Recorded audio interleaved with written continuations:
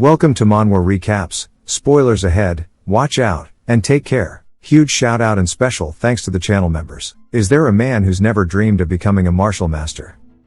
A life of heroes upholding justice and honor. A life of a hero journeying the world.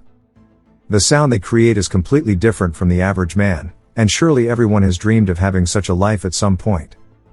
But it's not something that all can experience. As we hear the sounds of a hammer clinking into an anvil, a blacksmith is working very hard on something, living his everyday life as is everyone else in this city.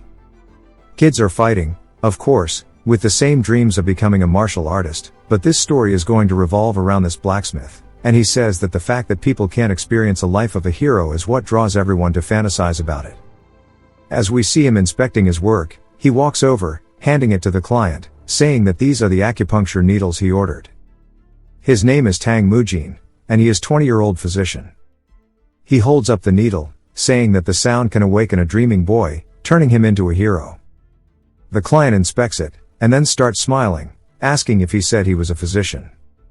Mujin says yes, and the man offers him to become his disciple. Mujin looked like it was very unexpected, and that was the day that he heard the sound of his life changing. A few months back, he says that a physician's morning is really quiet. He copies medical scrolls until the morning rooster crows, then organizes the shelves, and sweeps, and makes sure that every one of his tools are nice and clean. He finishes preparations for that day's patients before breakfast is even ready. It's a quiet life that's on repeat for him. We hear an old man telling the little boy that it'll sting, as he puts the acupuncture needles into his shoulder. He then laughs, asking the boy if it still hurt, and the kid says that it doesn't. The physician then gives him a candy for behaving so well as the other kids watch. It makes them look more excited for their turn. Mujin says that that painless treatment is what really created his father's skills, and that his acupuncture skills are amazing. He says, gentle as a butterfly landing on your skin. Someday, he too hopes to be a physician of that level, as he tells his father he'll be back with the herbs, and he runs off, dashing across a bridge. We see that he's actually loved by all of the townsfolk, and that everybody seems to recognize him. As he's running, he's looking behind, and he bumps into a man. He wonders why it's in the middle of the road, and a martial artist glares down at him, asking if he's walking with his eyes closed. Mujin apologizes, saying that was a mistake. The martial artist says that he needs to teach him a lesson, and we hear a very loud sound. Mujin says that he still dreams of being a hero. It jumps to the herb gatherer's cabin, as he's laughing at Mujin for getting his shit rocked. He says he can't believe he got beat up, and we learn that his name is Zhang Guok, and he's a 20-year-old herb gatherer. Guok says that he should have asked him to hit him in the other eye as well, so the colors could match. He then starts making fun of him, reenacting the scenario, and asks if he wants another black eye. He can pretend to be dressed up as a panda. Mujin pokes him in his eye instead, and they start yelling at each other, some friendly banter. After a while of scrapping, they both look tired, and Guok asks him if he's hungry. Mujin says he is, so Guok offers to go get something good. By good, he takes out a mushroom, and Mujin asks why he has that, and if he's really messing with him, saying he needs to know when to stop. Guok tells him that it's a mushroom that'll let him experience special kinds of dreams. Our boy's about to go on a psychedelic trip. Mujin asks about the dreams, and Guok picks off a chunk of it, and shoves it into his mouth, saying that this could let him become the king of kings, or an ascended sage. Last time, he dreamed of being a pinnacle realm martial artist. Mujin seems surprised, and Guok continues, saying that he handled over 100 Quancheng sect martial artists in his dream, and he could feel the sensation so well, and that the mushrooms is not poisonous to the body. Mujin inhales the entire thing. As Guok tells him that he can't do that, Mujin asks what's wrong, saying that if a single bite will let him have the experience of a pinnacle realm martial artist, he might actually be able to have body and sword unification, becoming the master of swords. Guok says there's no way the effect's kicking as quickly, but it's his body, so he's not responsible if something goes wrong. Mujin tells him that he's a physician, so he knows things just by looking at them. Guok says the effect should hit soon, so they should wait. Mujin begins drooling, saying that he already knows he's a physician. Guok looks worried, because Mujin just keeps repeating it, and his trip finally begins. As he starts going into his trip, we see a blacksmith whacking away at a rock that has hundreds of swords in it. Each and every clang sounds very heavy. Mujin says the embers tickle his skin like butterflies, but the sparks formed by the first strike of the hammer are always wondrous, and that he has hammered iron as a blacksmith his entire life, but this joyous moment never ceases to amaze him. He then snaps out of it, asking if he's really Mujin, saying that his name is Yeji, and he's the master of smithing, who's unparalleled under the heavens. He chips the side of the blade while he's lost in thought, saying that he can't believe he did that, and he can't believe he even thought about himself being a physician, as he must have just been tired. He tosses the sword into the fire, saying that he should get himself together. He will craft the 5 master swords requested to him by the king of the Yus. He says they will be the best work of his life, and he'll make sure he gives it his all in the name of Yeji, as he keeps hammering away at the heart of a volcano. As day and night continued to go by, years passed, and finally the 5 swords were complete. There's Zonlu, Juk, Shengxi, Yuchong, and Chunjin, the 5 master swords forged by heaven and man for 20 years. All ought to praise their glory, as we see Yeji ascending, as he has accomplished the dreams of man, and the orders of the heaven, and that they shall pour the heavenly peach wine, and greet their new immortal. Everybody starts cheering, saying it's a grand day for Yeji, as they all have their drinks out. Some immortal ladies fly in, bringing a seat, and they say that it's the day that he has finally reached paradise. One of the flowers starts flying in, hitting the girl in the face, causing her to drop the cup straight onto Yeji's head. It jumps to Mujin waking up on the floor, as a man is storming out, saying he trusted the attendant of the governor's recommendation, but he will ensure that such a novice physician who cannot even perform acupuncture is forced into retirement. As he storms away, Mujin raises up, and looks over at Guok, who says that that dude's an asshole, just like all the other government officials. Mujin asks what happened just now, saying that he took the shrooms, but Guok asks what he's talking about, as the sun's already setting. He kept murmuring some nonsense high on the mushrooms, then he suddenly said he needed to return back to the clinic, and it's a miracle that they were able to arrive back at his place without any issues. Guok says that it's over now, and he shouldn't tell his father that he gave him the shroom. Mujin thanks him as he leaves, but Guok's just calling him an idiot. Mujin though stares up at the Tang family signboard, and wonders if that was really just a dream. He then tells his father he's back, as we see blood at the tip of his father's needle. Mujin apologizes for being late, saying he went to get the herbs. He notices his father lost in thought, and starts yelling out to him to get his attention. His father turns, saying that he didn't actually see him get back. Mujin asks who that man was that just left. But then he starts getting a weird frequency from the needle, and he starts recalling all the memories of Yeji, and it starts to give him a migraine. He also has an overflowing feeling between waves of pain, and he wonders what this emotion is. His father asks if his head hurts, and Mujin says it's nothing, but asks about the man who just left. His father says that he's the military attendant to the governor, but says that his acupuncture is too painful, as his new needles are thicker than the old ones. Mujin says that he tested them this morning, though. His father shows him that he just bought new needles since the other ones were bent, and Mujin says that he could hear a strange vibration from the needles, but he didn't hear anything like this morning. He holds onto his head, and his father wonders what's wrong, asking him if he has a cold, since he's shivering as well, but Mujin says it's too noisy. His father says he'll go grab some medicine, but Mujin grabs his hand, taking the needle out of it. He says, and if you recall earlier about the sound that awakens heroes, as Mujin's clenching onto the needle, he yells, asking how the fuck this is a needle, and Mujin says that he heard that sound that day, as we see his eyes lighting up, and an aura starts to envelop the needles, and his father slaps him in the head, saying of course it's a needle, wondering why he's so mad at it. Mujin, although, is still pissed off, saying that when he sees a shitty item it irritates him. Until yesterday, he couldn't even tell what was a bad item or not, but suddenly because of this ability, every time he's walking through downtown, he sees bad item after bad item being sold, and it's just driving him insane. He says that he doesn't know what to do with this feeling, but still looking at the old needles he feels refreshed, and that this is definitely the pride of one of their best blacksmiths. But he wonders how he even knows this, saying that besides, this new needle must have also been made by the blacksmith, so why does it feel different? And he hopes this isn't something serious. He heads over to the smithy that we saw earlier, and he's looking at all the swords, and instantly feels refreshed and excited. He says that all of his irritation disappears as soon as he holds onto it. There's no way Blacksmith Sock's work would change. He then picks out one of them, looking at it, and says maybe it could be because of the dream he had as Yeji, and maybe that dream allowed him to recognize a true master's work. But it's not just that, as there's a deeper thing. He feels as if he can actually see through Sock's whole workflow at a single glance, and he wonders if it really could be because of that dream, and if he's gained an insight he didn't have before. He looks up, wondering, saying that there's no sense, as a dream is just a dream. There's no way he could learn blacksmithing through it, as that would be impossible. Because if that was true, that means his dumbass friend is at the pinnacle of martial arts. He steps in, saying that he needs to confirm this.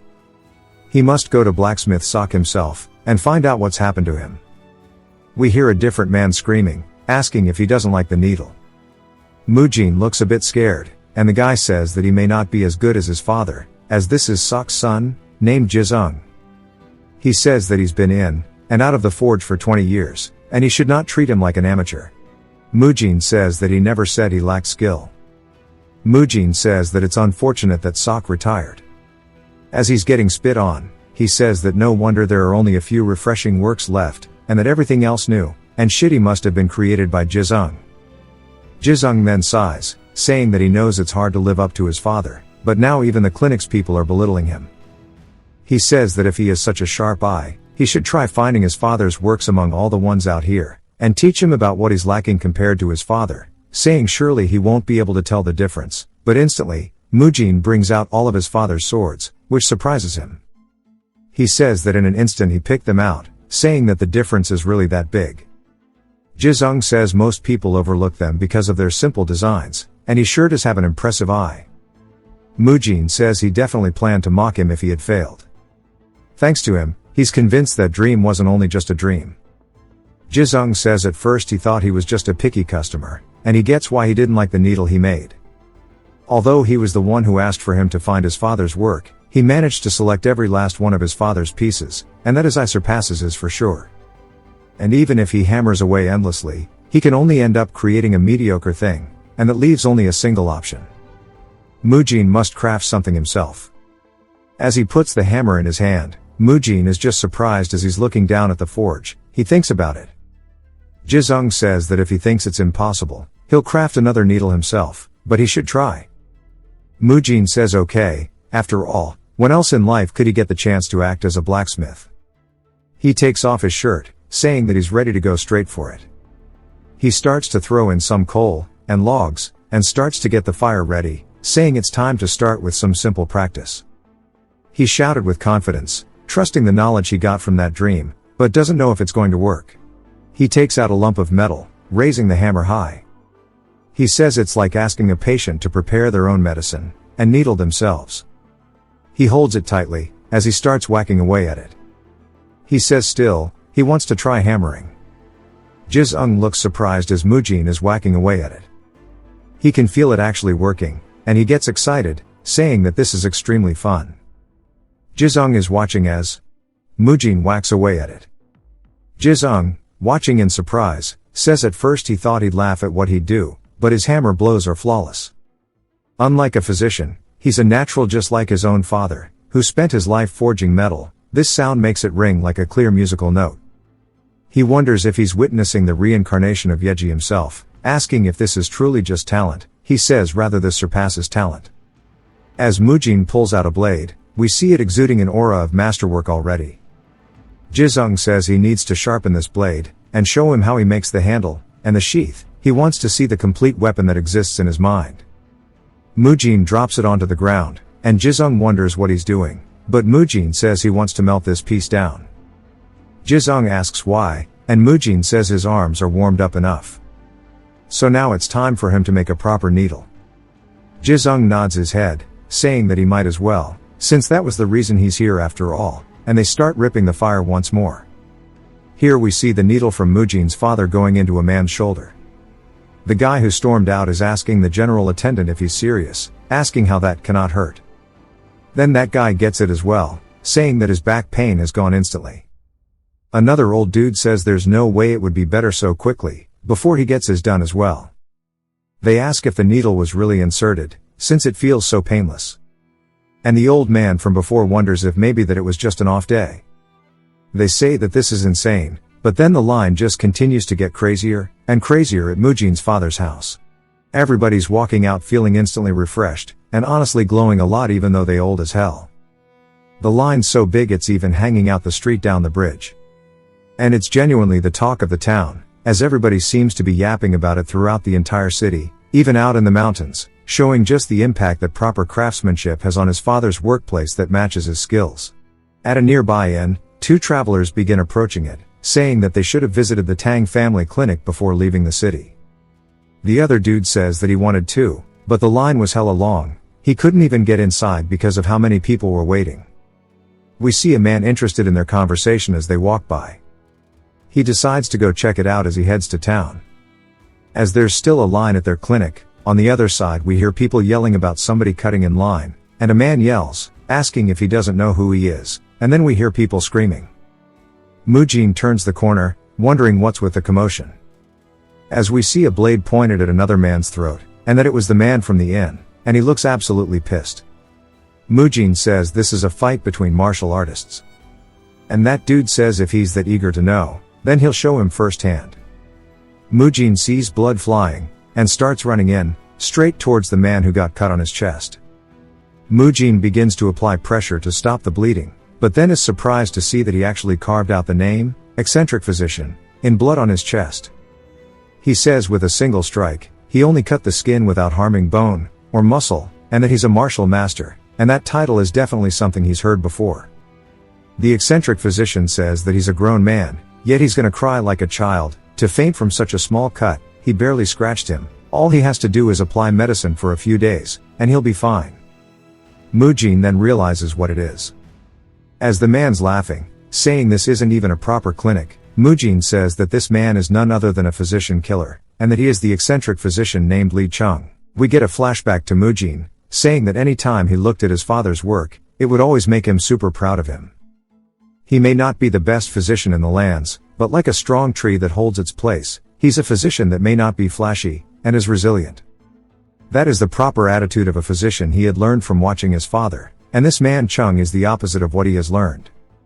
He is a martial artist in the pinnacle realm who roams the land. One of the three greatest physicians under the heavens. He is an eccentric man who decides the fates of others with his sword, and medical skills. They say his fickle murders do not discriminate between good, or evil. Moreover, he is a serial killer who has slain several dozens of innocent physicians across the Jianghu. Which means that his father is in some severe danger at this very moment if his fate lies in Chung's hands. Mujin sees him walking away, and screams out to him, telling him that's his father's practicing chambers. He then starts screaming for his father, and a man stretches his hand out, putting it on Mujin's shoulder, telling him to calm down, as this is inevitable. This is one of the Guangcheng sect instructors named Jin Song. Mujin asks Song what he means, and says the branch leader could probably stop him. Song says that even his master will refuse to stand against the eccentric physician. Mujin tells him that he is a criminal though, and Song says that his master owes his life to him. Mujin can't believe that the eccentric physician saved the sect branch leader's life. He drops to his knees feeling defeated, and doesn't know what to do at all for his father. Song says that if he is worried due to his infamy, worry not. From what he has seen, the eccentric physician may be strange, but he is not evil at all. The door is slammed open, and Mujin is surprised as Chung walks by smiling. Mujin looks at his sword, and then his clothes, saying that they are all clean, and he sighs out of relief. Chung puts his hand on Mujin's shoulder, saying after listening to the physician Tang he heard there was quite a skilled blacksmith nearby, asking if Mujin knows where they are. Mujin says yes, and that he does. Chung then tells him to lead the way, and Mujin feels the sword bumping into his back. Mujin looks down at it, worried, praying it is his sword, and Chung asks him what he is doing, saying that he should be moving now, as he is busy. Mujin says yes sir, and heads to the forge. Chung asks if he is really saying that this kid made it. Mujin says that he did, and Chung starts laughing hella loudly, saying that he has heard that all the strangest things in the world occur here in Sichuan, and to think he'd hear that the son of a physician knows how to blacksmith.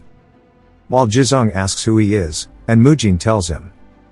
As Chung says it doesn't matter who made it, and that he should make him about 30 needles or so, and he gives him a piece of gold as payment. Mujin and Jizung look at it surprised, saying that's a gold ingot, and it's very real. Mujin takes it, thanking him, asking if he wants to go grab something to eat in the meantime, as he'll have them ready before the sun sets. Chung looks caught off guard, asking if he means by today. Mujin says yes, and Chung asks if he really doesn't mean in a few months. Mujin says that it'll be done today. Chung says that even the most renowned blacksmiths take several months, But Mujin says that a day is more than enough for him, as he's looking at the gold. Chung thinks he's lying because of his greed, saying that it's not a low-quality product, and it's not like he has prepared them already, and he's also a physician's kid. Mujin says he'll start right now, and it'll be higher quality than his father's since they're fresh out of the furnace. He tells him not to worry as he can really do it, and Jizung vouches for him. Chung, though, is just in disbelief. And then he starts to make his robe move. Revealing his sword, Mujin gets scared, saying he forgot how dangerous he was, but it was just Chung taking a seat, saying that he wants to see it, and he better keep his word. Mujin says alright, and the forge starts to erupt with smoke as they are getting it prepped. They're throwing in everything to keep it hot, and they start to get it ready.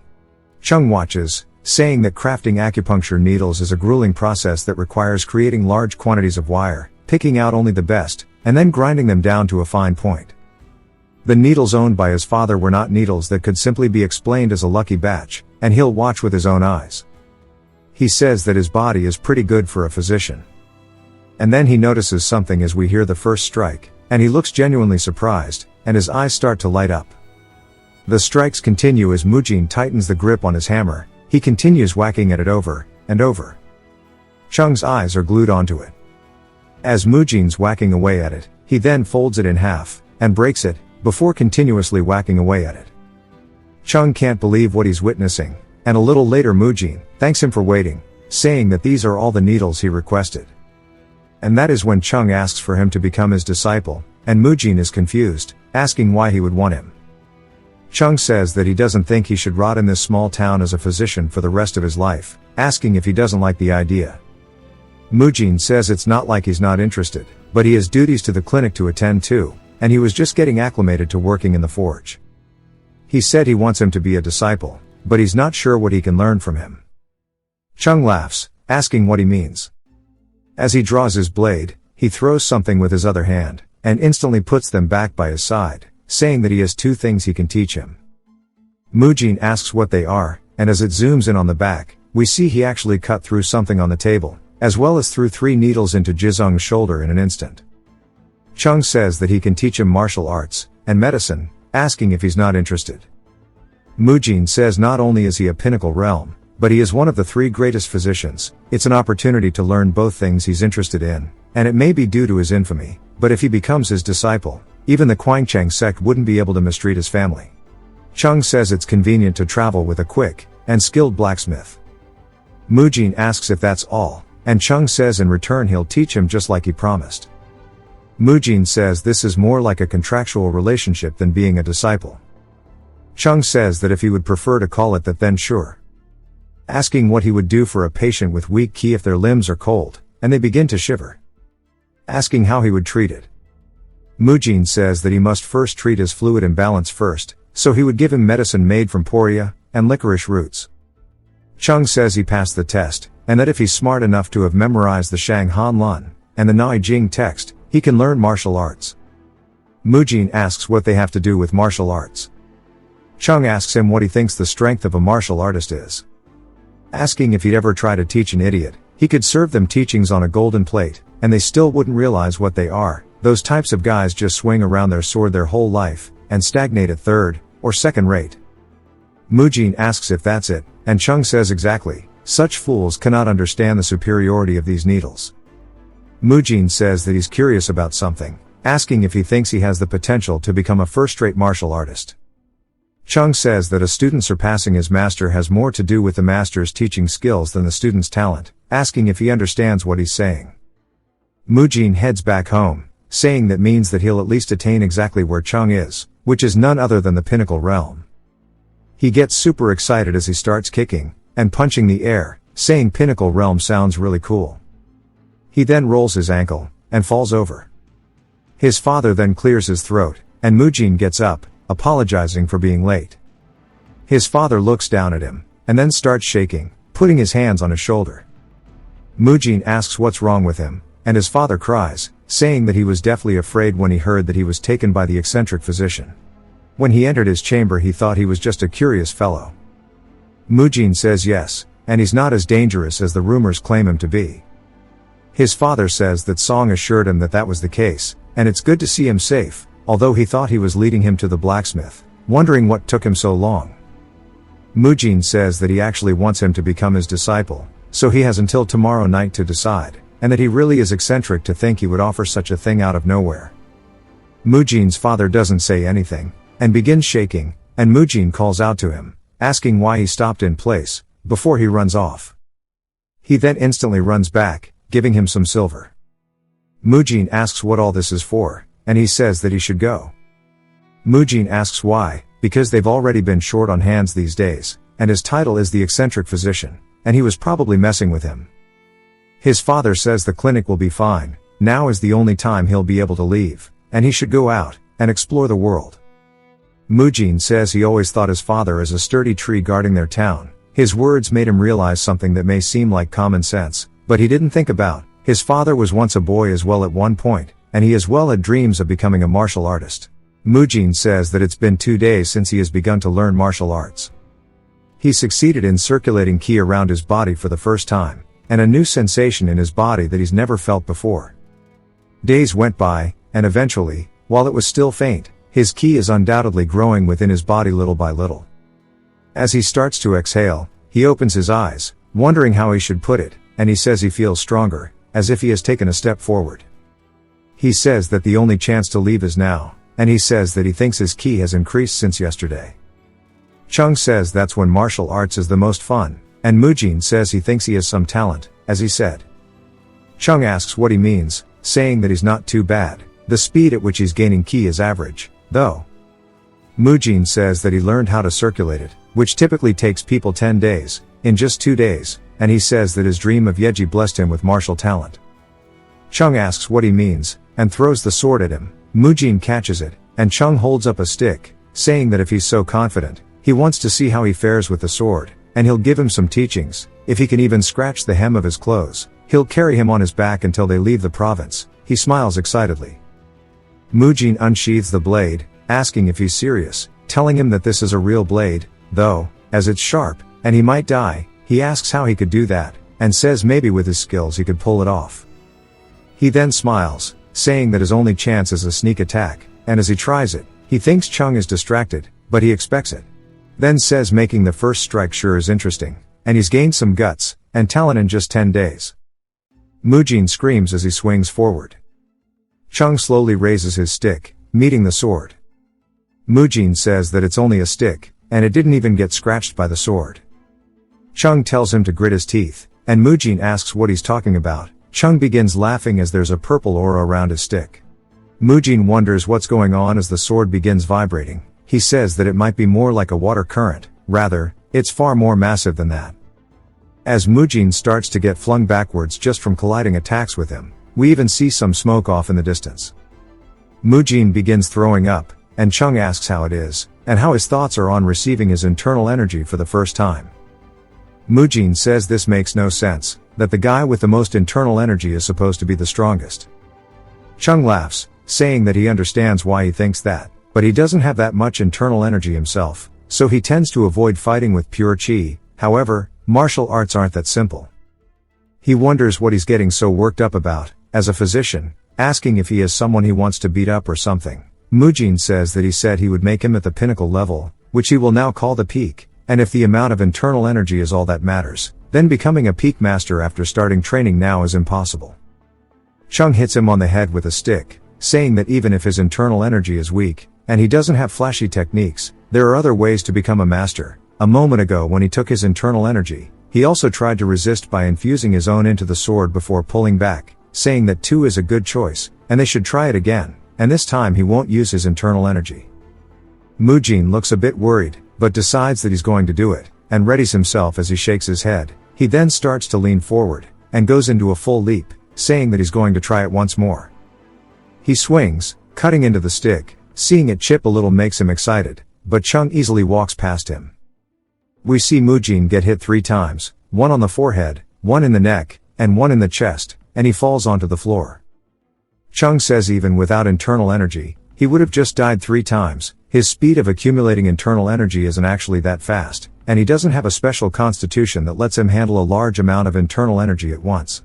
However, what he does have is that his ki sensitivity is good, and his control over internal energy is fast and precise. For a guy whose swordsmanship is third-rate, just infusing internal energy into his sword is at minimum the reaction of a second-rate or higher martial artist. If he keeps fumbling around, that too will become his path, but to be at this level in just a few days is very excellent.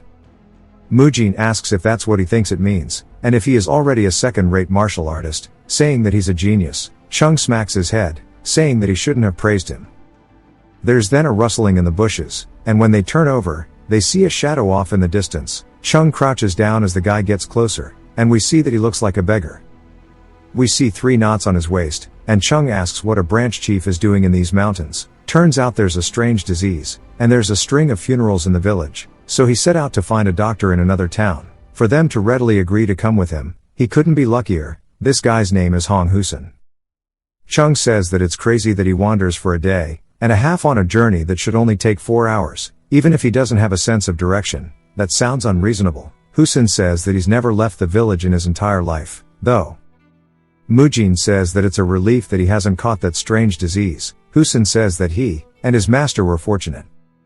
About a month ago, the villagers started getting sick. He thought they were just the usual coughing patients that you see in spring, but the number of sick people grew to more than half the village, and 20 have died. He tried to leave with the people fleeing the strange disease, but the village he's lived in his whole life is not something that he could just up and leave on, so he helped the sick with his master. Originally, he took care of the patients with the village's resident doctor, but when the medicine ran out, he said he'd be back, but he never came, and he's still not there, so it seems that the herbs are incredibly hard to find, and he's glad to have met some wandering physicians. They finally arrive at the nearby village. The village protector welcomes them in, and as they enter, we see a kid sweating profusely, as he has a rash appearing on his skin. Mujin checks his pulse, and then notices how sweaty his hand is. He says that since he's sweating so bad, his pulse isn't just fast, with no strength, his ears are hot, but his hands are not, and the fire energy must be rushing to his head. Mujin asks if he's been vomiting, and they say yes, his head hurts, and he feels dizzy. Chung seems to be thinking about the situation, and Mujin says damp heat, rapid pulse, agitation, and vomiting is a disease of the epidemic heat type. They then ask what the prescription would be. Chung asks him what the exact name of the disease in the prescription is.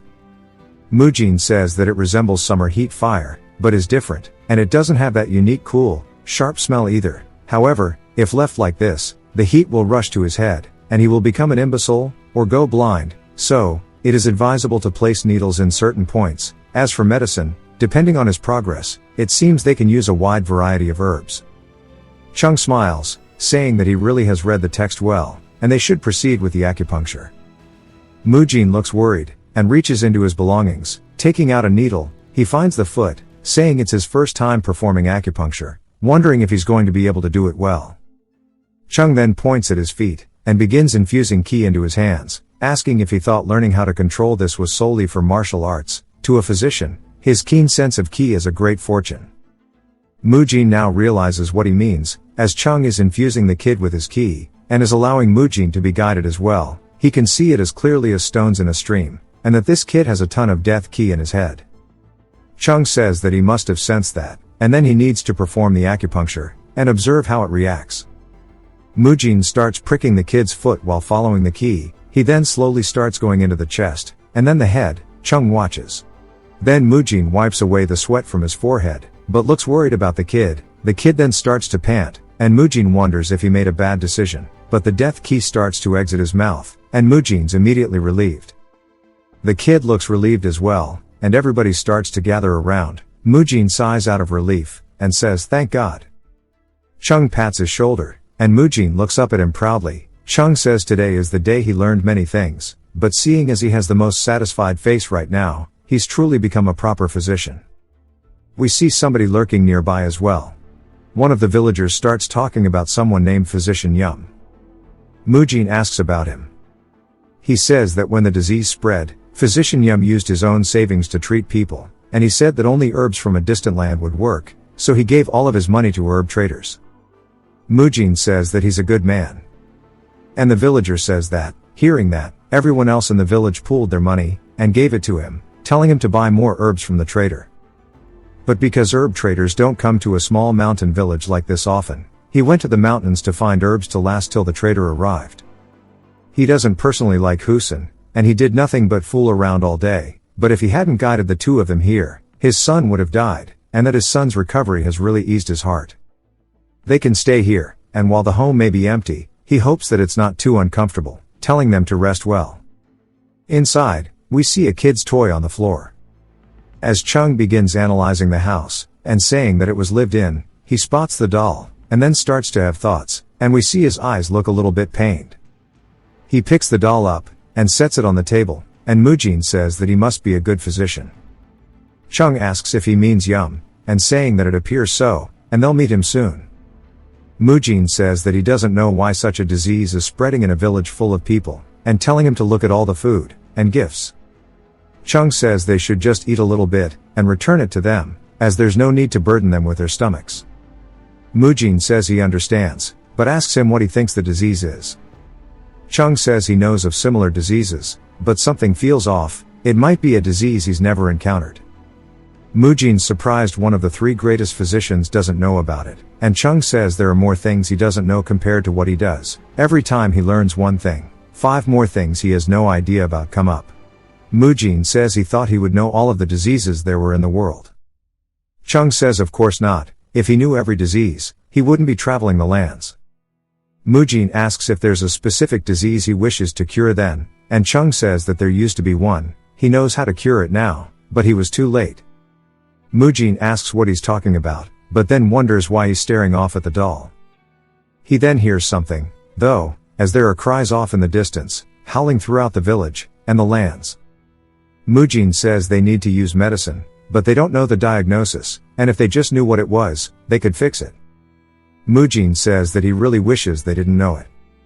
Chung finally speaks up, saying that his wife and daughter died to an illness. One day his wife and daughter had a severe fever, and the red spots appeared all over their bodies. He took them to a physician, and even brought in the neighboring village's physician, who was well known for his skills, but neither of them knew the cure. While he was trying to find another physician, his wife and daughter died. It happened just 3 days after they fell ill. Mujin says he prays they have a peaceful afterlife. Husin says that he shouldn't, and it's not that depressing a story. In fact, he might chuckle when he hears what happened afterwards.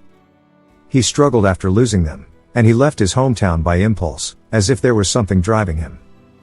About 10 days later, he arrived in a small village. It took that long because he wandered around like a beggar. It should have only taken him a day to travel from home, and that village had their own physician. He still remembers what he looked like so vividly. He looked like a rat, someone you wouldn't trust, the physician of your typical small village. He doesn't know why, but he told him about his wife and daughter's symptoms, and what he said lives in his head. If he gives him 5 coins, they'll be cured with the medicine, and it's no problem. Chung falls to his knees, saying that he had dozens of silver ingots in his pockets. With that much money, he could have paid for his daughter's marriage several times over. The simple truth is, the reason his family died wasn't because he lacked money, or got bad physicians, or because he lacked herbs. It was because the other physicians didn't know what this one did, asking if he's ever heard of such a laughable story, saying that's exactly what drove him to become a physician, to gather all the medical knowledge in the world into one place. After 30 years, he doesn't even remember what his family looked like anymore. He starts laughing, but obviously, he's not being truthful, as he can't stop staring at that doll, reminiscing about his daughter. Chung stares out the window, saying that his chuckle reminded him of the cries outside. Sometime later, he tells him that he's going to go look around the village to see if he can identify the source of the disease, and Chung says that he'll take a look himself, and join him, if he catches him slacking off, though, he's dead. Mujin tells him not to worry about it. They walk by some pigs who are just minding their own business. He then peeks into the well, and then down into a storage cellar for their food. He asks if they've finally arrived at the first house of patient 0.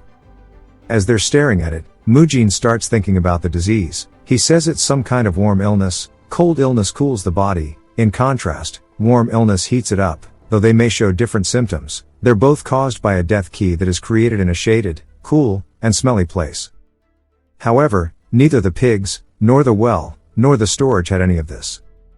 Mujin says that plagues typically spread outward from the starting point, and says just to be clear, he wants to know if this man got sick first, and if his neighbors fell ill after. Husin wonders if that was the order, saying that people in the western part fell ill first, so those in the west did fall faster than those in the east, and the children were more prone. Mujin says the clues don't add up, and asks if there's a difference between the western and eastern parts of the village, saying there must be a reason why it started there. Husin says that he heard that the east has more yang, while the west leans more on yin. Mujin says that's definitely not it, and they came from the west, but they didn't see a plague on the way, wondering why the children get sick faster. He says all the kids do is play with each other. And then Husin and his master think about it, saying that the kids often play in the stream over west. Mujin says it might be the water, but there was a well on the east, and the water there was fine. He asks if the well to the east is always dry. Husin's master says that only happens for a moment during the spring drought. Mujin asks if it was around then that the plague started. He says that now that he thinks about it, it would be then. Mujin says it must be because everybody used water from the stream due to the well drying up, and it would make sense for them all to get sick first if they were exposed to the water. Husin heads over to the stream, and leans down beside it. As he's staring at the water, he says nothing seems off, it's not cloudy, nor is there a stench, but the clues lead to the stream, and he wonders if the only way to sense the condition of the stream is to stare at it. He then scoops up a handful, and starts drinking it, and then meditates, circulating his ki throughout his body. Husin asks his master if he's ever seen a physician meditate, as Mujin's still just trying to focus. Mujin starts focusing on his organs, and the path the water is following, seeing if it will produce death ki, and it does. He says this is the exact same. He realizes it, and stands up, saying that he's figured it out, and they should all leave. As they head more and more upstream, they cross by a waterfall. That old man almost died. They continue with all of them looking tired. And then Mujin smells it, asking if they can smell it too. They say they have, and it's getting stronger. Mujin says this means they're close, as they keep heading up.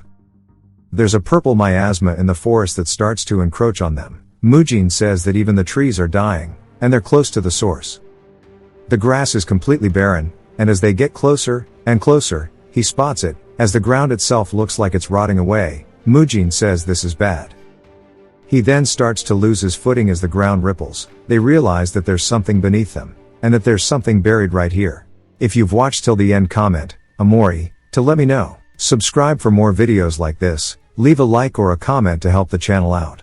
Thanks for watching.